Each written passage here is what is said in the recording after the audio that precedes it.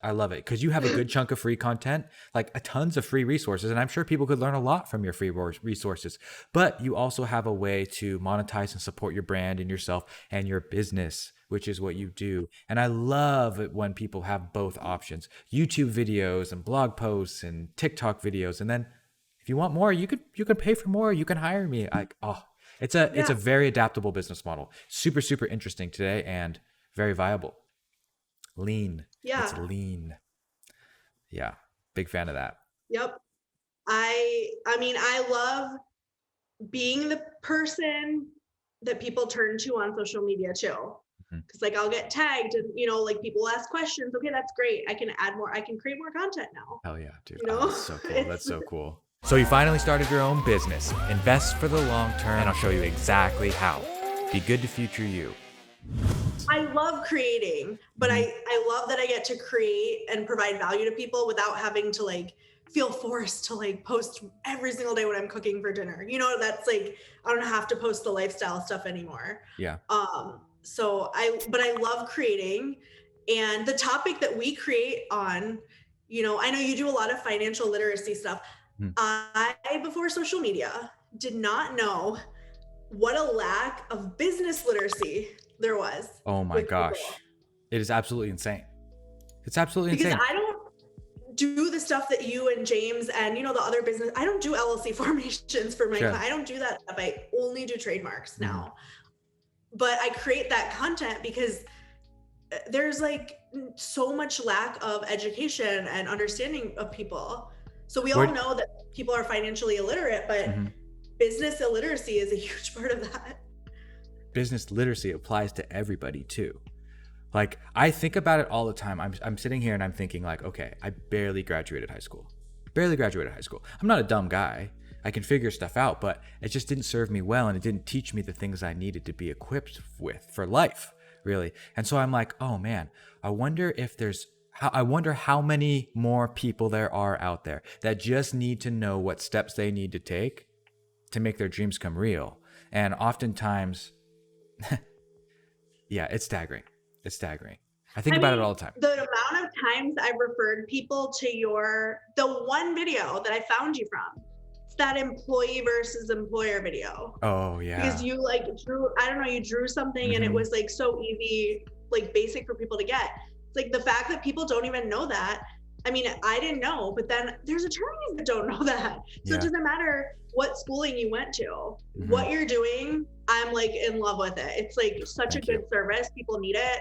And if people don't have it, they're not going to get it. Yeah, it's very People are creating empowering too when you know what you need to do, like the 5 major steps to like just build a legitimate business, and not have to like lurk in the shadows and hide from the IRS and do everything in cash. Like, dude, that's no way to live, man. And I no, it's it's very not. Yeah, empowering it's when you not know. legit. Hmm. So what So did you I get? When love did you it. get started? You started working for a law firm first, right? That's where you began. I worked at a law firm for 3-4 years. 3 years or 4 years. Yeah, I worked at a law firm for a long time. Unfortunately, if you think too much, it's not good for you to be an employee. Yeah, And I then understand people that just, completely. things just, you, I saw my production, I saw what I was getting paid, and I left.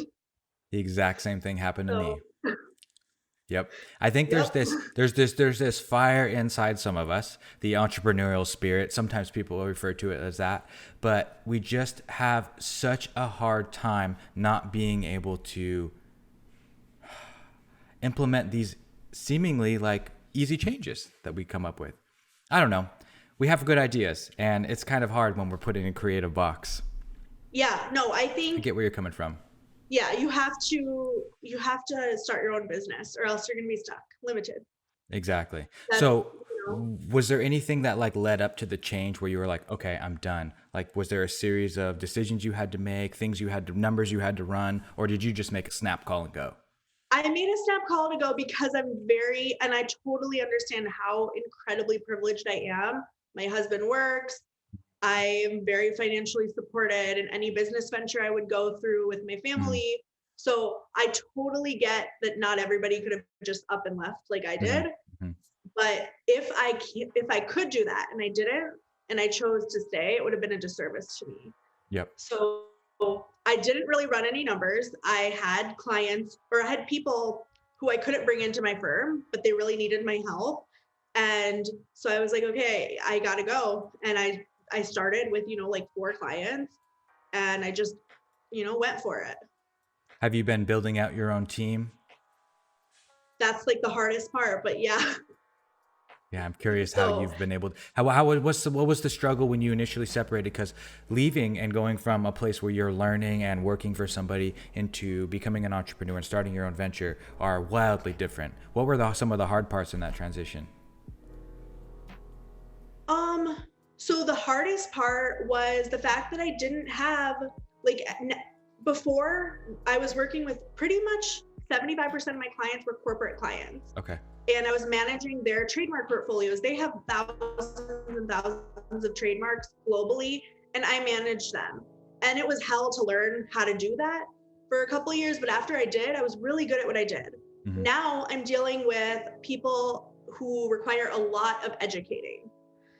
That is my biggest struggle, is that I'm dealing with a different type of clientele that I have to be like, okay, no, like, don't post stuff, like, listen to me, just do XYZ. We're gonna, like, it's like a lot of babysitting. Gotcha. So that's my biggest struggle now, is I'm not used to that. I like it. Like, I do like it because I'm actually changing lives and making people's, like, a difference in people's lives. Mm-hmm. I still have a couple corporate clients because, they wanted to work with me. That's fine. I'll do their work. I always want to leave availability to help small businesses though. Are there any small businesses that you remember off the top of your head that have just been wildly affected by your help? Any like cool success stories? Because I imagine there's a lot of jumbled up messes that need to be sorted out. Yeah, all of them. So right now with my small business clients, half of them are coming to me because something bad happened. More than half, maybe 60%. So They did something on LegalZoom, or their dad's friend who's a divorce attorney filed their trademark for them, and now something went wrong. They're being sued, whatever's happening, they're reacting to a bad situation. Mm-hmm. The other smaller portion, the 40%, I'm actually getting to educate and empower them to take control of their brand, which is amazing. Because if I can meet people where they are, which I'm trying to do on social media, and, by actually responding to people and making myself accessible, then maybe I can prevent the emergencies that are going to happen in 6 months. So even though, no one's like going to their trademark attorney and they're like, oh, you changed my life.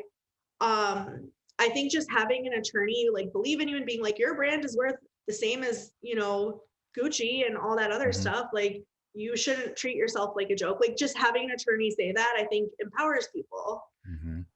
I 100% agree. Yeah. You know how hard it is to find an attorney when you're starting out and you know nothing? Like, I've been there. I've looked. It is hard and it's intimidating. I've had people tell me that they've had attorneys hang up on them because they thought it was a prank call. Oh my God. Savage. I am right now being headhunted by these lawyer mentorship programs who want to create like the old people cinematic videos for me. And they're like, oh, we can up your video production. I'm like, no, you don't understand. These people, they come to me because my TikTok videos look like whatever they look like. They don't want 4K B-roll, I am trying to make myself accessible. It's an untapped market for me. That's one thing. I'm now positioning myself to have a sustainable career versus staying in a law firm and waiting 5 years for a younger attorney to do what I'm doing now. That's kind of the reality. So arguably you have niched down and found that target demographic in an area that you want to work with, and it's wide open for you. Yeah. How did you, so I guess you would kind of already answered that, but I was like, I'm going to be like, well, how'd you pick that niche? But you've kind of fallen into it in a way to empower these small business owners. So totally understand that.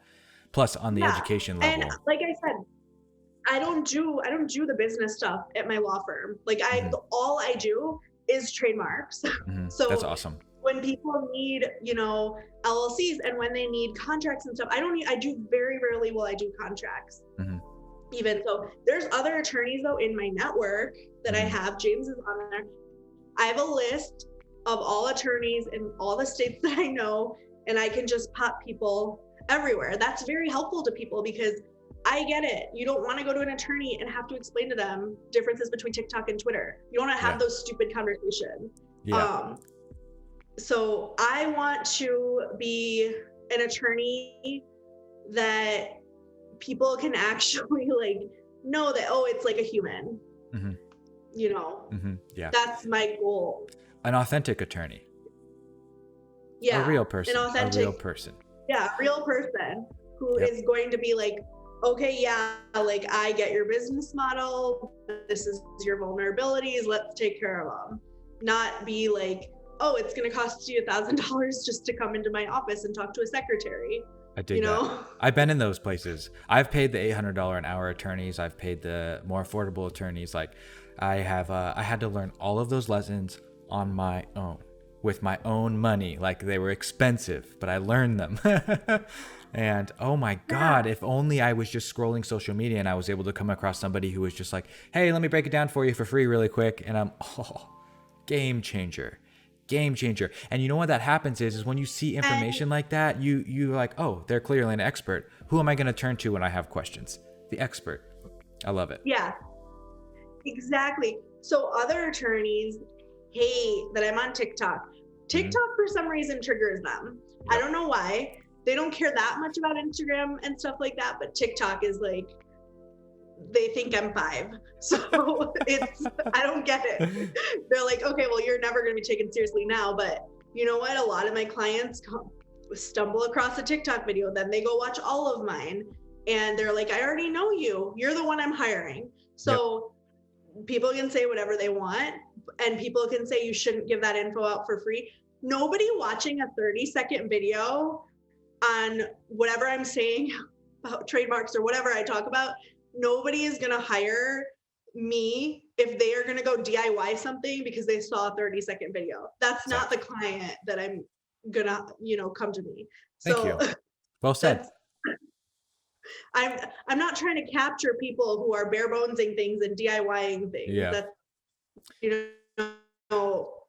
if you can't afford an attorney, then you can't afford an attorney. I'm not going to push and be like, put everything on a credit card. You know what I mean? I have enough leads coming in. I don't need to do that. So 100%. I love it. Cause you have a good chunk of free content, like a tons of free resources. And I'm sure people could learn a lot from your free resources, but you also have a way to monetize and support your brand and yourself and your business, which is what you do. And I love it when people have both options, YouTube videos and blog posts and TikTok videos. And then if you want more, you can pay for more. You can hire me. It's a very adaptable business model. Super, super interesting today and very viable. Lean. Yeah. It's lean. Yeah. Big fan of that. Yep. I mean, I love being the person that people turn to on social media too. Because like I'll get tagged and like people ask questions. Okay, that's great. I can add more. I can create more content now. Hell yeah, dude. That's so cool. That's so cool. So what are some of the most common questions that people ask you? Most common question, you should see my DMs. I mean, it's not ethical, but let me just give you overviews of what people ask me. I would love it. Everybody asks me if they're like, I have an LLC, but I don't know if I did it right. And they're like, can you look it over? I'm like, no, I can't look it over. I'm not even licensed in your state. And then they say, I have an LLC. Do I still need a trademark? That is my number one most frequently asked question in my DMs, that, hey, I have my LLC. Do I still need a trademark? And then they ask me, can I do my trademark myself or do I need an attorney? Then I literally send them the link to the USPTO website that says hire an attorney, because if that's the question people have, it's not my job to sell that to you. You either you want to bare bones it or you want to trademark correctly. So I can't deal with that. Those are the two big ones. But what are the other really common? And then people ask me a lot about like particular state permits, tax IDs, like stuff. They're like, I'm from Pennsylvania and I'm starting a, lipstick store. Do I need this or that? And I'm like, I don't know, but that's definitely something to Google and then find a Pennsylvania attorney. Yeah. So it's, I get a lot of non-trademark stuff. because I do create that business content, but that's Yeah. okay. So Okay. it's like still important to increase my reach and educate. So Well, oftentimes the yeah. same people that have questions about LLCs, LLC formations, taxation, business accounts, credit cards, they're the same people that have questions about trademarks, patents, and other copyright stuff, other intellectual property things. I know I did when I was in that phase of developing, and bringing these companies up and building them. I'm like, oh my God, like it was all happened around the same time. It was all these questions I needed answers to. I actually went back and I found a binder with Yeah. the first set of questions I had a chance to ask like a business professor at a college. And it was like, what's EBITDA mean? Like, how do I calculate my profit? What's cost of goods? Like basic stuff. And I remember, and it's so crazy. It's so cool to be able to go back and look at It's stuff like that and so then see the same necessary questions being though that asked. you ask. You got to ask. It's so amazing though. Oh, do people ever tell you like, oh, I started a business because you like encouraged me, or like, oh, I researched this and found this out? Do they Yeah, ever come to you and say that? those are my Isn't it favorite. amazing? I love that shit. They're like, oh, hey, I started this business and it's going really well. And I used your business plan template. We wrote a business plan and we got money. We built it, like all so much shit. And I'm just like, oh, that's so sick. That's so cool. Worth it. Yeah, it's worth it. It's worth it. And it was all free stuff. It was all just like YouTube videos and TikToks and DMs and stuff. And the money will come. I'm sure the money will come eventually, right? But I'm not really worried about that because you just give value, you educate, and it sounds kind of cliche, but kindness goes a long way in this day and age. It goes a long way. And so, yeah, it feels good. It feels good to see my efforts get paid off with admiration. I love that. I love getting paid in admiration. Yeah. Yeah, very cool. But I know. It's nice. we also have to monetize too. We also have to make money to support ourselves. And so I'm lucky because I have a few other companies that we're running that are making us money, but I also want to do the same thing with myself and what I'm doing online. And so I struggled with that for a long time. Like I struggled like, okay, I have attention. I'm giving value to people. How do I monetize this? What do I do? How do I not betray my audience? How do I not lose my authenticity? How do I not become like one of those coarse douchebag salesmen on Instagram? Like how do I not do that? And so I put a lot of effort and energy into it to figure it out, and it's slowly starting to take shape over time, but with a main focus on continuing to educate. And it's fun, but hard. Yeah. I thought whatever it is, Vanader school or business, I thought that was like established. It has been for about a month now. I just recently put it out there. Yeah, I just recently put it out there. Oh my gosh, I'm shocked. I thought it was like already like been around for a long time. No, I recorded it about 2 months ago. We were editing it and we put it together. It's a 50 video business course with the legal docs and just walkthroughs and stuff like that. I am also gonna have a like DIY trademark course. I don't have that many clients. Like obviously I'm getting good leads and I have a good base of clients, but there's a huge portion of the population that I'm not capturing that monetization that I could with a trademark course.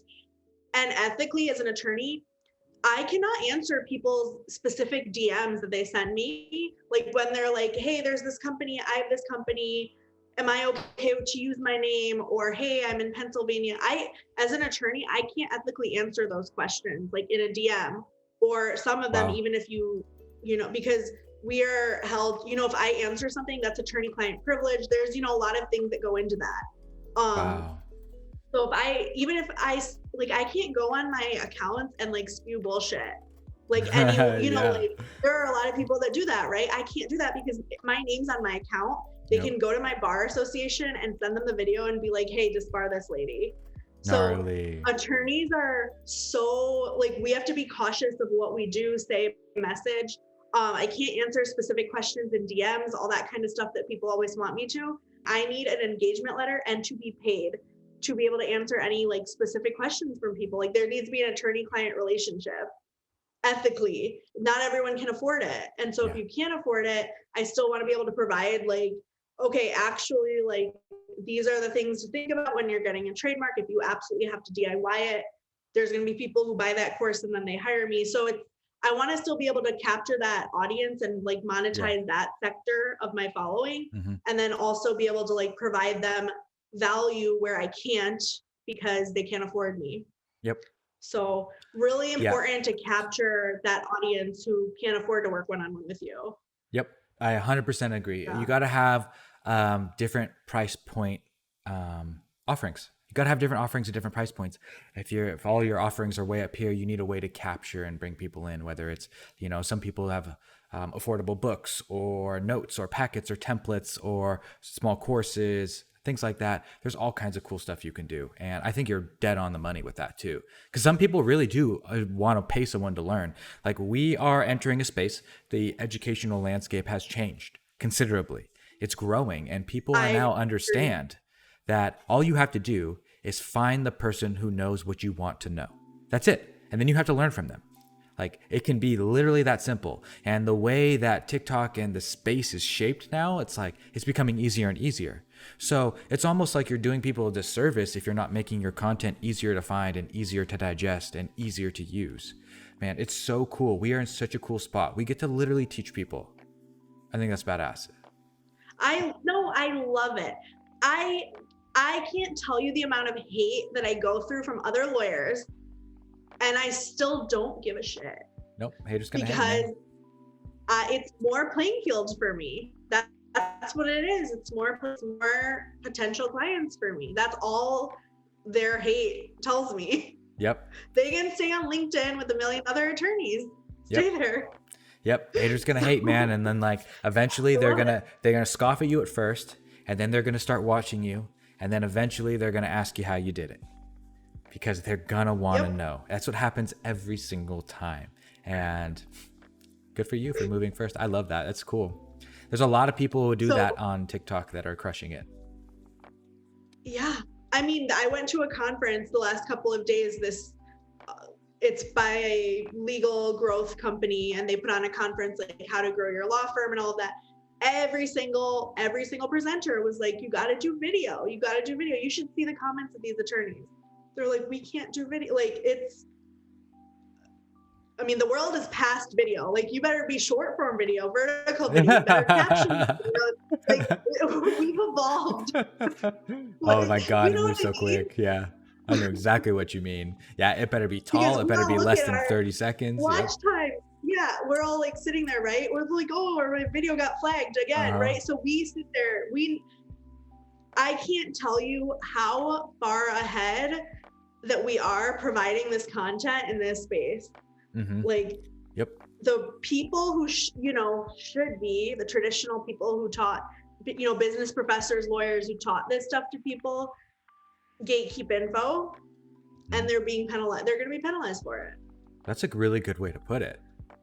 That's a really good way to put it. The info is under lock and key until you can Yeah. pry it out and then digest it and try and make it understandable for the masses. And who are they gonna want to turn to? If they want to go pay a college 30 grand a year to go learn little pieces of it, or do you want to learn Facebook ads, then talk to some people on TikTok and learn the real shit and how it really works? You know how many people come to me and say like, I wish I would have learned this in my business course, my business degree.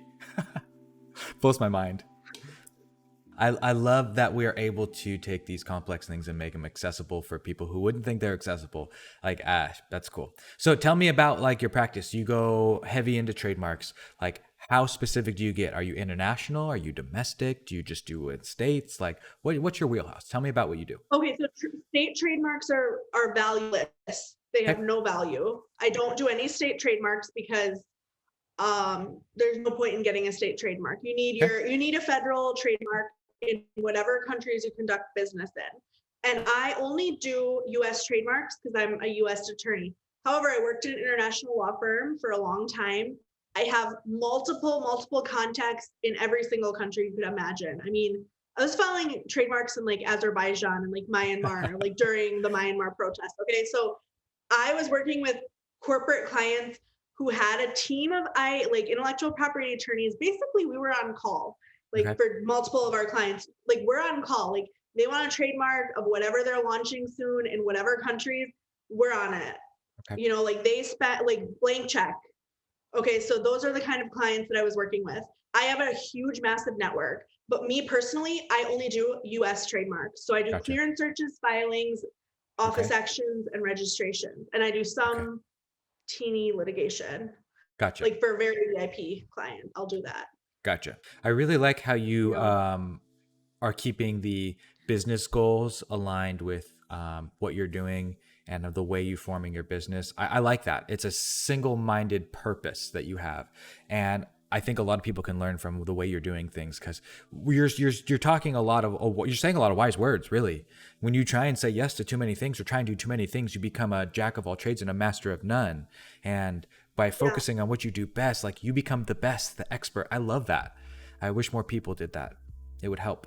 There's a lot of people who are successful at doing a lot of things somewhat well. Mm-hmm. But for me, like I can file a trademark application in my sleep. I'm so good at it. Mm-hmm. So why come to me and pay me $1,000 to fill out a 3-sentence LLC form? Yep. Like, it's not, I don't want to say it's like a huge waste of my time, but it's a huge waste of my talent.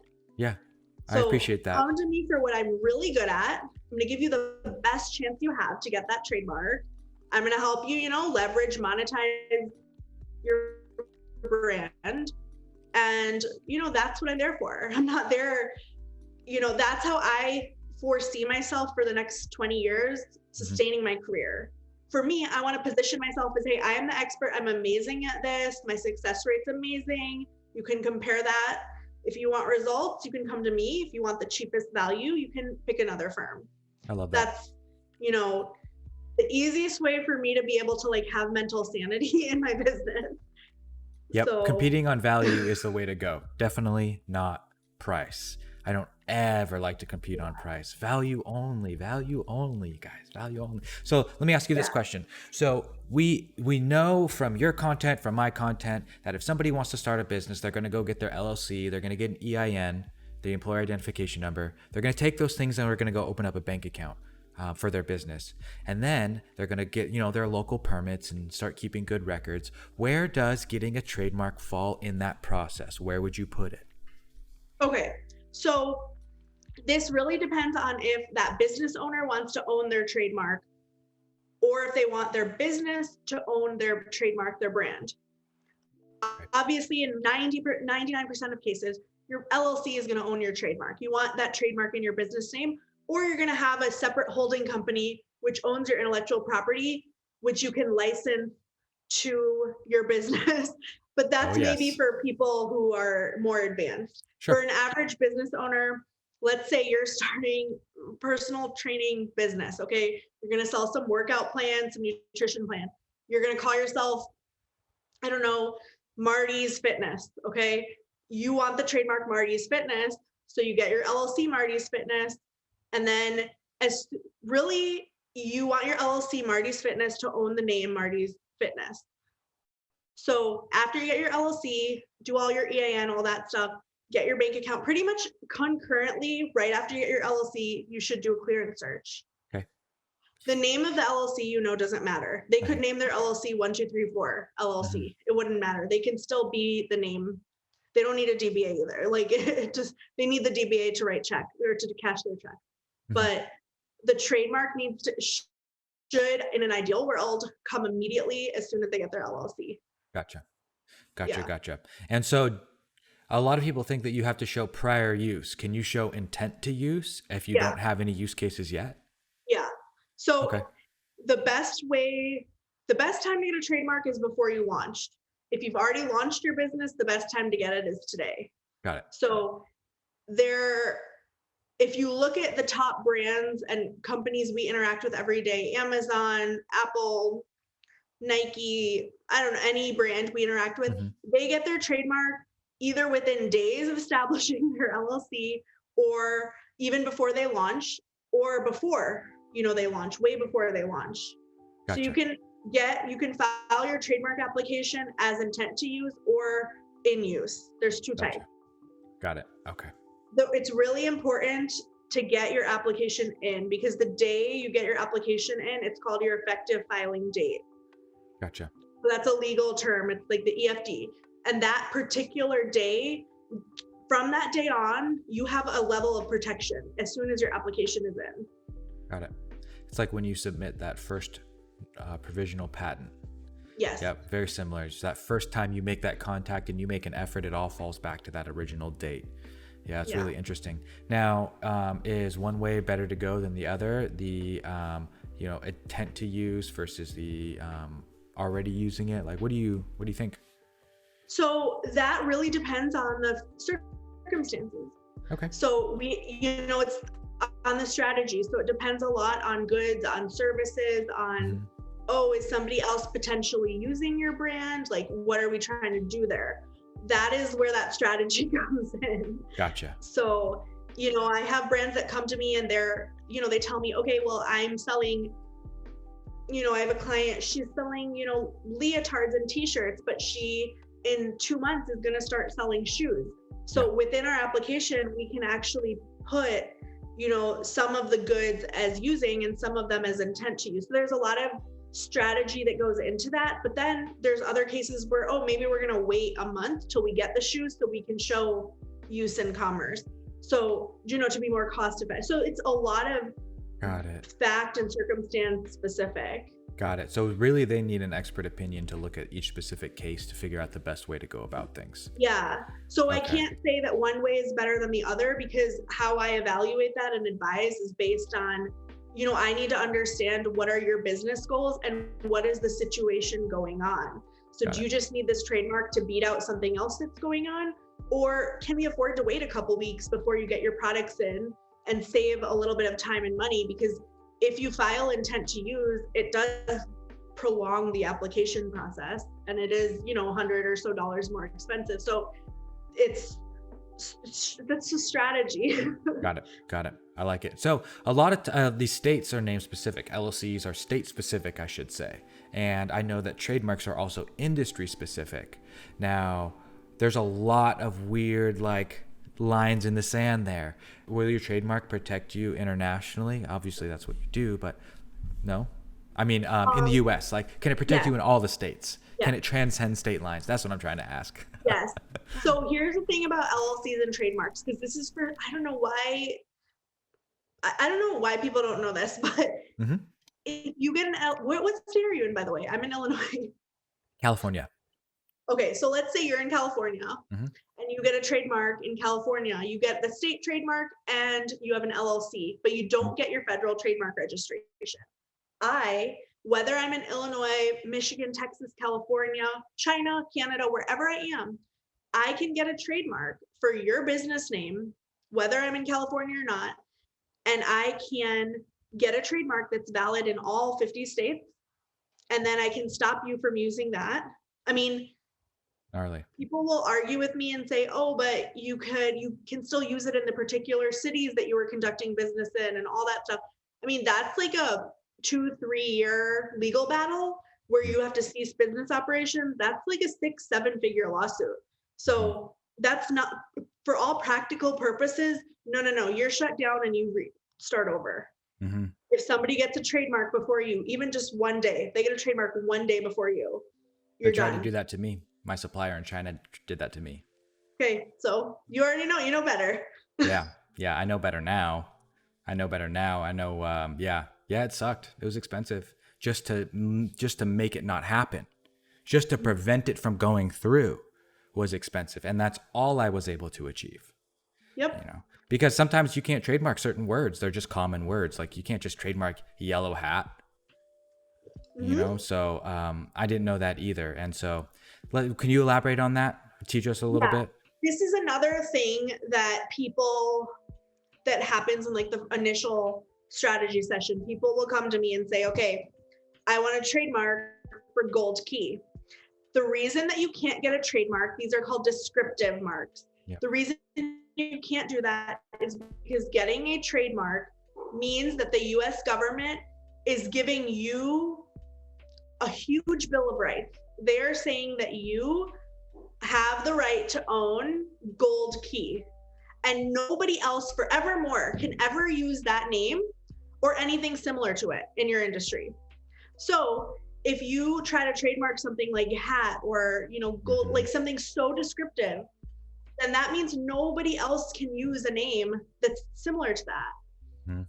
So that's why the government is very hesitant to give descriptive trademarks to people. And that's really hard for people because they're like, oh, I have a great name. It describes what I do. That's not a strong trademark legally on the legal merits of it. Yep. We need unique names. Unique names. If you want to get a descriptive trademark, you have to prove secondary meaning. And a lot of times you can only go on the secondary register, which is not the main USPTO principal register. And then after you're on the secondary register for 5 years, you get to move on and have a chance at the principal. So that is like, okay, well, you could, that's where the strategy comes in. And we're like, okay, well, let's think about like, we can add, Jack in front of Jack's Gold Keys. And that's going to get through, I haven't done those searches. I'm just making stuff up, but sure. That's where that strategy comes in. That, okay, this is going to save you 20 grand over the next 2 years. Do you want to do that? Or do you want to fight it out? That's what, we give the options, the client makes the decision. Yeah, I like that. So we give then the option for risk. Okay, so then the lesson would be try and make your name unique. Google, Nike, Vanader, random weird things that aren't just regular descriptors, brown pot clothing, or like Penguin arbitrary. Industries. Yes. Yeah. So like Apple, you don't associate Apple with electronics until it was a brand. That is also good. Yep. 100%. So completely different industries that are completely unique. Yeah, totally. Because Apple being a computer company that's not in food, like, okay. Yeah. Yeah, 100%. Okay. Yeah. Great. And then another thing people get, really confused on is logos and words. So that's like another huge question I get. Can they get both things trademarked? Yes, but it's two different trademarks. So what's the stronger trademark? You want to get your word trademarked, your actual word, because then you can change up your logo as long as it's that word and still have protection. Yep. But once you have a logo, you still want to trademark that eventually if you're going to be using it. Another thing is whatever you file as a trademark, I don't know why, I've had 2 clients this week do this. Whatever I file on that trademark application is what your trademark is. I can't add spaces. I cannot change your fonts. It is what it is. So you need to like actually have your brand decided when you decide to get a trademark. Got it. I don't know. I can't add spaces and all that stuff. Like it's a brand, that's a trademark application. Dude, I feel that. I started taking the classes on the USPTO website. I'm like, oh, patent, like figure this shit out, like it can be done. And I started taking the classes, started looking into it, and I realized quickly, like, I'm out of my fucking element here. I'm out of my element. I need a pro. So IP law is very, very nuanced. Very nuanced. Actually, for patents, we have to take a separate bar because we all need a science background. So like I have a biology background. I don't do any patent work anymore. Okay. But we have a whole separate court system. It's a whole separate, rule set, everything. I'm learning a lot about it. Even other attorneys, I'm shocked at how many other attorneys don't know, what I do and kind of like the whereabouts of it. Yeah. Well, it's really interesting. Attorneys are classified, diverse attorneys, constitutional law attorneys, trademark attorneys, patent attorneys. And so you can at least know what direction to head, but like CPAs and other people in that space, like they're not. And I wish like CPAs and other people followed suit like your industry, so you could find like an entrepreneurial attorney or a CPA or a W-2 CPA, like people who specialize in those aspects. I think we can learn a lot from that industry. So what is, give me one of those like little hints that I see you drop all the time. Like for example, filing a design trademark in black and white instead of color. Like give me some more of these gems. I love that kind of stuff, Anna. So, okay, what are some other things? Do you want to know more about that? Like why the black and white is better? Yeah, let's talk about that. Okay, so black and white is better because we know that sometimes it's hard to pick a color. I've already rebranded my law firm and I've only been open a month, like less than a month. Okay, I've already picked different colors. Dang, it's only been a month. You're crushing it. Okay, go ahead. I mean, colors are hard to decide, right? Colors are hard to decide. So getting that black and white trademark, that is going to mean that you can have that logo in any color you feel like it. Cool. You can also trademark colors. Really? However, you can, but you have to really think about, is it worth it? Because it's going to be very specific and they're a lot harder to get through. There's only a handful of color marks out there. So we can think about Tiffany blue, UPS brown, Louboutin red soles, Coca-Cola red. You can trademark colors as well. Wow. Yeah. But is it worth it for somebody to trademark a color? Is it worth the time and expense? You know, you can also trademark fonts. So Coca-Cola's script font is trademarked. You can also trademark jingles, sounds, smells, anything that identifies your brand. You can protect it with a trademark. Wow, that's really fascinating. Now I didn't know that. Signature scent. Like I didn't even think about signature scent, maybe a signature flavor, you know. Anything that identifies your brand.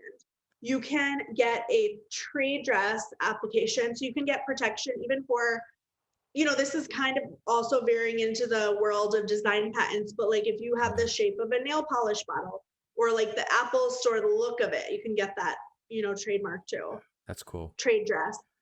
So basically, like, let's say that you do trademark your stuff though, but then like, so you've protected yourself. I see it as a way to protect yourself because enforcement is a whole nother ball game, enforcing your trademarks. And so I like to look at it as like, I got patents, I got trademarks. Yep. I got patents and I got trademarks so that another big company couldn't grab my shit and then be like, hey, this is ours. Get out of here, little small fry. You know, I wanted to say it. So like I did it first. I wanted proof I did it first. But enforcing, I found, is a long, arduous, dark road sometimes. What are your thoughts on enforcing trademarks? Yeah. So here's the thing. Enforcing and fighting things out is rough. That gets into the litigation. The real problem, though, becomes when people don't have an actual trademark or patent, they don't have protection. Yeah. And then they can't enforce. When you have a trademark registration, and also people get confused if they actually have a trademark or not. You'll know if you have a trademark because it's a fancy certificate. It's got a gold seal. Sometimes people think emails are trademarks. You will absolutely, if you have an actual trademark, the registration, I wish I could show you one, but I don't have one in grabbing you. If you have an actual trademark registration, you can easily just send a cease and desist letter, which is going to solve 99.99% of all disputes. And if you have the actual trademark and somebody is infringing on your rights, that really solves all problems. The problem becomes if your applications are pending, if, you know, when things get complicated, that's when the real problems rise. Big brands, if you have an actual trademark registration, they're not going to infringe on your rights. So they may, but you can send them the cease and desist and they'll back off. Gotcha. They evaluate, you know, the cost benefit of, you know, infringing on people's rights. So they may buy your trademark, you may license it, you can monetize your brand as well in that way. That is another big thing that I do. So licensing, so working out agreements, leveraging your brand. You want to sell your company and you don't have a trademark, I mean, you don't own your brand. So you know, your brand is the most valuable part of your company, of any company, not just yours, but like any company anywhere. Your brand is the most important part. Imagine, you know, if you want, you know, if I don't know, Coca-Cola wants to buy you for whatever reason. You have a drink company, they want to buy you. You don't even own your name. They're, you know, your valuation of that company is so low. If you have that trademark, if you've developed a strong brand, not diluted it, all that stuff, your brand valuation goes up. Then if you look at big companies like Apple and Amazon, their brand is the most value, is like 60% of the worth of their company, because nobody's going to spend $1,000 on a phone unless it has that Apple on it, unless you can go to the Genius Bar and get it fixed, right? Nobody's shelling out money for no names, you know. Yep. Makes perfect sense. Brand's all you've got. Yeah. 100%. Most valuable part of your company. I like that. Yeah. Well said. How do you feel about international stuff? I love international stuff. I don't deal with it that much anymore. That's pretty much what I was doing, is I was managing global trademark portfolios. So basically, if you're a multi-billion dollar corporation and you have manufacturing in 5 different countries, you have sales in 20 different countries, and you're rebranding, right? Let's just give an example. Okay, you've got litigation going on in China. You have got, rebranding going on in Europe, and you've got to get consent letters from other owners of people in Switzerland. And then you have something going on in Mexico where you're trying to shut people down, right? So there's all of these different things and moving parts going on. No argument you make in any country or jurisdiction can ever undermine any of your other arguments. So it was really, really top level trademark strategy and brand protection strategy that, had I not done that, I don't know how I would have had the skills I have. It was hell. It was hell to handle that workload for so many years. But imagine. I learned so much. I'm so good at what I do now. And if I didn't suffer through that, I wouldn't be where I am. Oh my gosh. I'm glad you said that, because I talked about this all the time. People come to me, well, I don't know where find a place where you can learn and earn at the same time. Learning and earning, both of those. When one of them goes away, leave and find another place where you can continue to learn and earn. Because if you don't have skills to offer, you're never going to be able to go off on your own and support yourself and give value to other people. You have to learn something. And so you did what most people should do. You go to a place to learn the craft. Learn the industry. Just like a mortgage broker would go work for a bank first before he becomes his own independent broker. So we can learn the ropes, the skills, the connections, and the network. Now you have it. Now you're doing your own thing, and you moved on to the next step of your career and your journey. Fucking cool. Yeah. Really cool. I would do it again for another year if I had to. Because what I was doing, I look back now and I'm holy F, how did they let some random 23-year-old do that? Yeah. How the hell did I even pull that off? Because it was astonishing that I did. I'm shocked that I did. But I did. I mean, I was working 120-hour weeks. It wasn't healthy. But, I learned the skills I needed to make my future as an attorney very, very smooth and easy. I don't have to struggle to learn anything about trademarks now. I've done it. I've seen it 100 times. Whatever problem you're going through, I can tell you how to solve it. And I bet you're still learning every day too. There's little things that just pop up, and you're able to quickly get that information out to people. And that's so cool. Oh, absolutely. Well, the laws change all the time. Yeah.